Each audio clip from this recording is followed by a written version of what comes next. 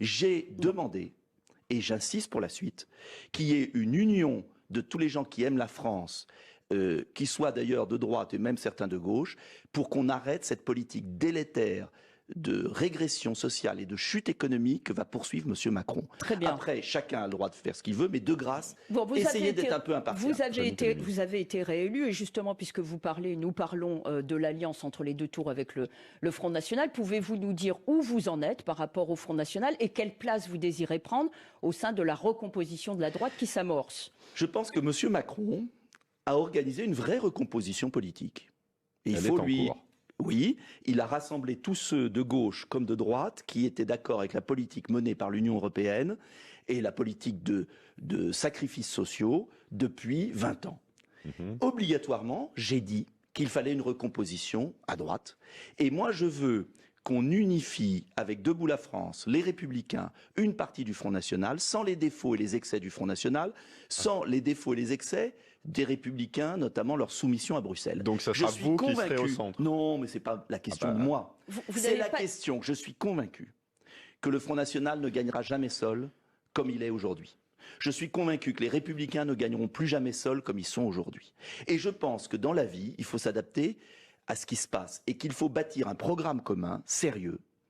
Avec quelle place par rapport à l'euro et par rapport à l'Europe? Parce que le Front National est en plein bouleversement sur ce sujet. Vous, quel est le pont idéologique que vous pourriez faire, notamment sur l'Europe? Moi, je crois à l'Europe des nations libres et des projets.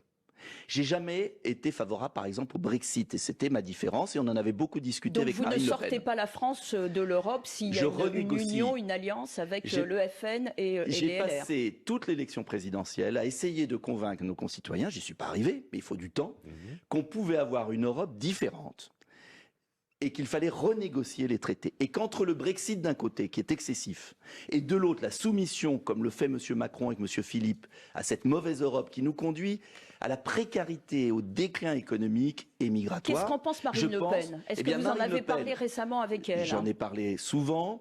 J'avais fait un accord qui faisait évoluer le Front National. Malheureusement, cet accord, puisqu'elle a perdu, n'a pas abouti. Je pense qu'il faut continuer à travailler pour rassembler le meilleur des forces. Est-ce que vous pensez que Marine Le Pen est prête à faire cette reconversion idéologique? Vous lui poserez la question. Moi, je ne suis pas Marine Le Pen. Vous n'êtes pas en contact avec elle? Je suis en contact comme avec les Républicains. Si un nouveau parti voit le jour, vous en serez? Non, je suis Debout la France, je suis gaulliste. J'ai voulu, au second tour, briser un tabou et montrer aux Français qu'on pouvait faire autre chose. Ça n'a pas réussi. Je continue à penser qu'il faut une alternative pour traiter la cause des problèmes. Rétablir un minimum de frontières nationales, éviter cette Europe du moins-disant fiscal et social, rebâtir l'école. Vous discutez avec Laurent Wauquiez? Je souhaiterais discuter avec lui. En ce moment, il ne veut pas. Je ne sais pas pourquoi. Peut-être parce qu'il est en campagne interne. Est-ce qu'on va rester à subir M. Macron alors qu'il y a eu 29 millions d'abstentionnistes ou de votes nuls? Ce pouvoir a été élu non pas parce que les Français le voulaient, mais parce qu'en face, il n'y avait pas l'offre capable de les convaincre.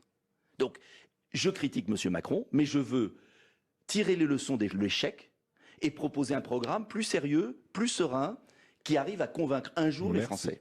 C'est quand même le b.a.-ba, convaincre avec un nouveau projet. Le message est passé. Nicolas Dupont-Aignan, député de l'Essonne, merci à vous invité de votre invitation. de France Info. Merci à vous.